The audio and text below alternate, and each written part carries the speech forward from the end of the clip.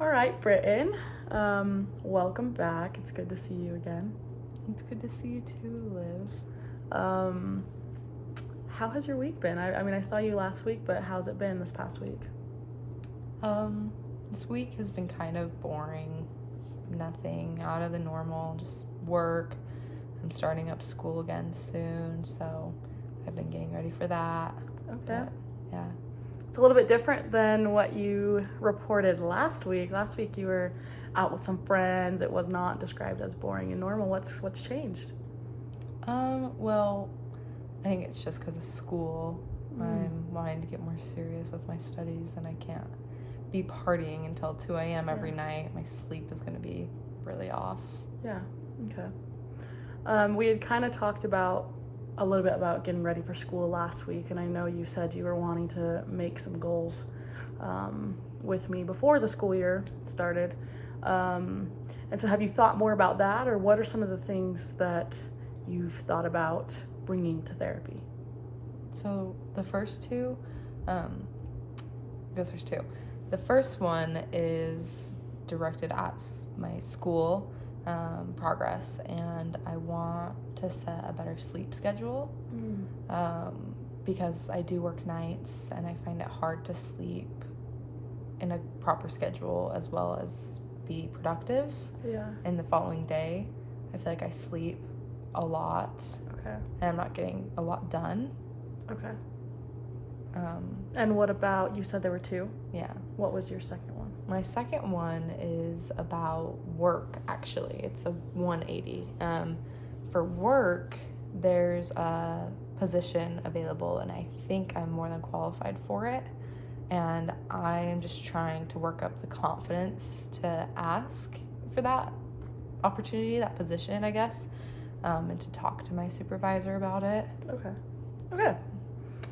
Wow, you've really thought about this, first of all. Yeah. So I just want to thank you for putting some thoughts into that and bringing two goals that do mean something to you.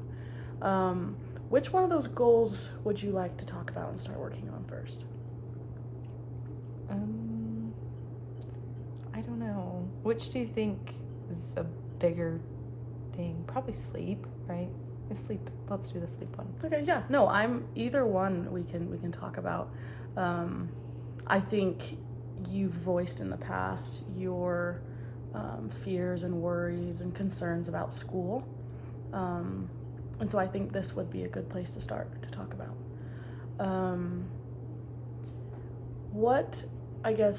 Why is it important for you to have an organized sleep schedule? I can definitely see how it impacts my mood. Okay. I think if I don't sleep a certain amount, I'm very cranky, not very nice, and I don't do as well at work because I work nights. Yeah.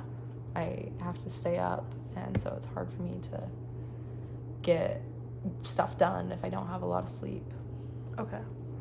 That makes sense, and I totally understand that. Like, when I've not been able to sleep in the past, it affects your whole day. Mm-hmm. And so setting up a schedule can definitely benefit you in all aspects of your life.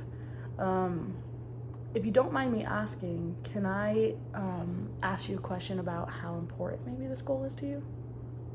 I mean, in the past, it hasn't been super important. Okay. And I think that's why I'm kind of making the change, because I've been young and been able to not sleep at all, but as I'm getting older, I can feel the effects. Yeah. Okay. So on a scale of 1 to 10, 10 being like the most important, 1 being not as important, where would you say setting and organizing a sleep schedule is for you on that scale? Probably like a 7.5 or 8. 7.5, 8? Okay. Why didn't you say maybe a 4 or a 3? Because if it was a 4 or 3, I wouldn't work on it. I wouldn't care to do it. Okay. So you have a pretty high motivation to do this. How able do you feel like you are to do this? Maybe on the same scale of 1 to 10, 10 being I can do it tomorrow, it's going to happen, and 1 being there's no way I can do this. Where do you think you fall on your ability to do this? I'm gonna say a 9. Really? Okay, that's awesome. Yeah. Okay. So why not like a 6 or a 5? I don't know. I'm a pretty driven person, so if I want to get it done, I'll usually be able to do it. I put it as a 9 because I want to give myself some leeway just in case something happens. Just a 1 point leeway. Yeah. It's not a lot of leeway. Or maybe an 8. No, I'm not trying to make you go down. I think your confidence is amazing, and your capability and hopes for that is incredible as well. So let's say, I'm going to ask you a kind of funny question, okay? Let's say in the middle of the night, this miracle happens, okay?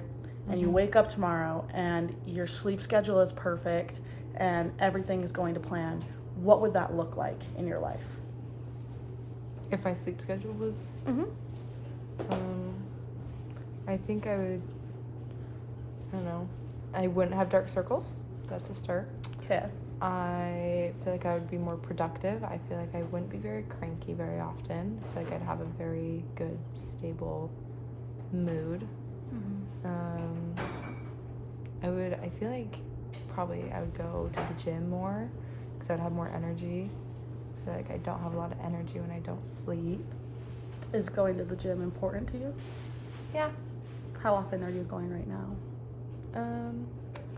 I used to go every day, but now I haven't gone for like the past week or so. Okay. So it sounds like if this were put into play, into practice, there would be a lot of benefits for you in your life. So maybe, at least I'm picking up, that that's why this goal is so important for you. Okay. So how do you think we can incorporate this into your life? What can you do? What are ways and things we could do? Have you ever done this before in your life? Had a good sleep schedule? Yeah, the thing that it kind of reminds me of is when I was younger. Okay. My mom, before we would start the school year again, it would be like 2 weeks before, she would have us start going to bed at a certain time and have us wake up at a certain time to get our bodies back into that. Okay. And so I always hated it because it's still summer and I had to go to bed at like 8, but I think like that is something that I could try. Okay. So I ask that because one of the things that's important to look at is past times that we've been successful with this goal. So it sounds like in your past, you have been successful at following a sleep schedule. Excuse me. So I'm looking for potential ways that you've used this in the past to try it this time. Does that make sense? So what other ways, what other times have you done this? And if it was just elementary, that's fine. I just want to know if there's more recent. Yeah, when I first started at my job that I'm at now, I had to work day shift, which was really hard if I didn't go to bed at a certain time, because I would work 7 a.m. to 7 p.m. and I would have to get to bed real soon. As soon as I got home, I would eat dinner and go to bed. And that was in a pretty good schedule for. Okay. And that was recent. That was like 9 months ago. Okay. Okay, so it sounds like you know you have the ability to do it, which is wonderful. That's awesome that you've done this in the past. I'm curious, though, if you can identify any barriers that might come up when you try this. I like to stay up late because I kind of like view it as like me time, and I can do whatever. I can read, I could paint, I could watch TikTok, I could watch a movie or TV show and kind of just have some time to myself or take a bath or whatnot. So that's what I kind of run into, or going out with friends, or... Okay. So it sounds like you have this fear that by adjusting your sleep schedule and getting on a routine, you miss out on social aspects of your life or personal like gratification, things that you like. is there a way that we can incorporate this? When you worked your 7 to 7 shift, how did you manage your personal life outside of that? It would just be the days I had off. Okay. I didn't really do much else on the days that I did work. Okay. I would just come home, eat dinner, shower, go to bed. Okay. But on my days off, I got to do some fun things. Okay. And did you find that that worked for you, that you were happy, you were healthy, or was it making you upset and not happy and healthy? No, I would say I was happy and healthy. Okay. So what I'm hearing is that there is a way to have a schedule and still have a social life with that. And obviously you can adjust the schedule as you go with your social life.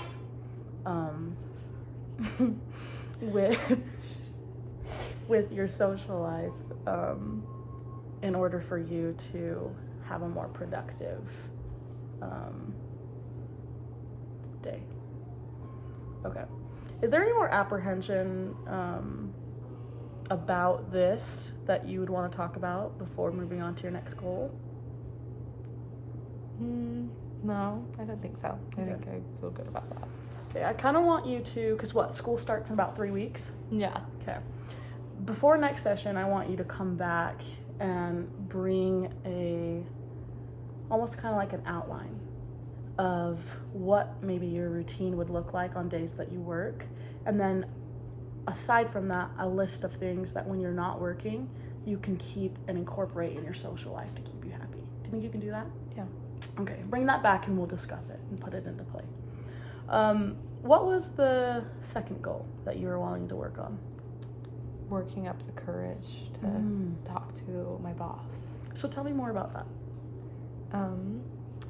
Well, I feel as if it's something that I am well within reach and I've been working towards, and I'm confident in my skills, but I don't know how to approach it. I don't want to seem like entitled or demanding. Okay. Have you ever approached a boss before? Yes. Yeah. How did that go? Not great. Oh, why is that? He kind of just shut me down in a way. And I just didn't really get to put any ideas in or really say much. And so I kind of strayed away from wanting to talk to my boss or supervisor again, and so that's why it's a goal of mine to work on that. Okay.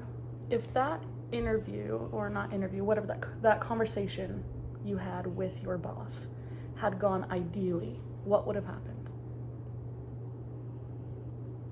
I think I would have had a healthier relationship with that boss, and I'd be a lot more confident now. Okay. So it sounds like you're lacking confidence in this. Okay. And that can be hard because we want to feel confident in our workplace and we want to feel like we can have a boss that we trust and go to, because it's a vulnerable thing, right? It's a vulnerable thing to ask for a promotion, to ask for a raise. Anything that we leave in our boss's hands for our future is hard. And so I think that this is a great goal to work on, because it's also something you'll do throughout the rest of your life. So in speaking about confidence, do you mind if we talk a little bit more about that? Yeah. Is that okay? So on a scale of 1 to 10, I know I'm asking a lot of scaling questions, but it helps me understand where you're at. So on a scale of 1 to 10, 10 being you are so confident you're gonna walk in there and yeah, this job is mine. And 1 being I want to shrivel up and die because this is scary. Where do you think you're at? Probably a 3. 3. Okay. Okay. Can you give me a bit more insight into why that's a 3? I'm almost not wanting to do it. Okay.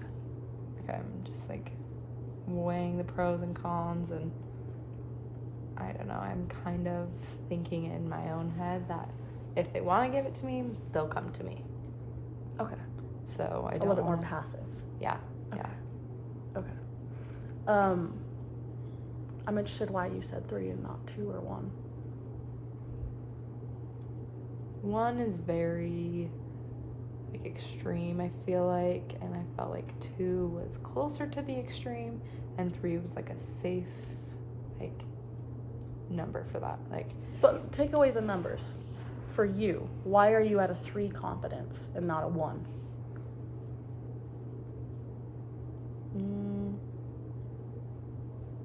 I don't know. Because I'm usually a confident person, I think. Yeah. But I'm just really nervous in the workplace about something I have no control over. Yeah. So I think that's why I put myself at a 3 rather than a higher number. So what things then in the workplace do you have control of in regards to this promotion? I have control over my, I guess, like time management and what I'm doing to prepare for that promotion, I guess. Okay, like what? I've been reading books. Been reading books, okay. Yeah, like journals about the said position. Okay. I've just been talking to the people who are in that position Okay. right now, kind of getting some insight, trying to shadow a lot of the shifts and whatnot. So, from what I'm hearing is you're studying the position. You're speaking to those people that are in the position. You are taking time to learn about the position. All 3 things which I feel like provide confidence. So that's why I'm a little shocked at why your confidence is so low. Making sense? Yeah, I have confidence in myself. It's not myself that I'm doubting. Okay. I know I'd be great at the job. It's the confidence to basically tell my boss that. Okay. That I think I'd be a great candidate for the position. Okay. So it's not necessarily confidence in yourself. Right. That's there. The confidence, the lack of confidence, and maybe because of your experience with your last boss, is in the relationship with that boss and fearing that they may not see how you could benefit in this position. Yeah. Am I understanding? Yeah, yeah. Okay. How motivated are you to do this? Say a 6. A 6? Yeah. Okay. Why a 6? It's kind of back to that passive thought that I don't know, I'm trying to decide if it's something I really do want or if it's something I'm okay without or whatnot. Okay. Okay. So we're at a 6 with motivation and about a 3 with confidence. And what I want to try to do is find ways in which and prepare you in a way that we can lift those up. Do you have any ideas of how we could build confidence for you in order to speak to your boss? I could maybe practice, or I could ask my other coworkers how I should approach it or their opinions. Okay. I think that's a smart idea. You could talk to your coworkers about how they've done it in the past. What do you think they would tell you? I think they would tell me to just be confident. And That's an easy fix. Yeah. Just be confident. Yeah, but Yeah. but what else? I think just to do everything I'm doing and to, I don't know what they'd say. Maybe just keep doing what I'm doing and to just go for it. Okay. Let's say I came to you and I said I have to go ask my supervisor about a raise, and I'm really scared. What advice would you give me?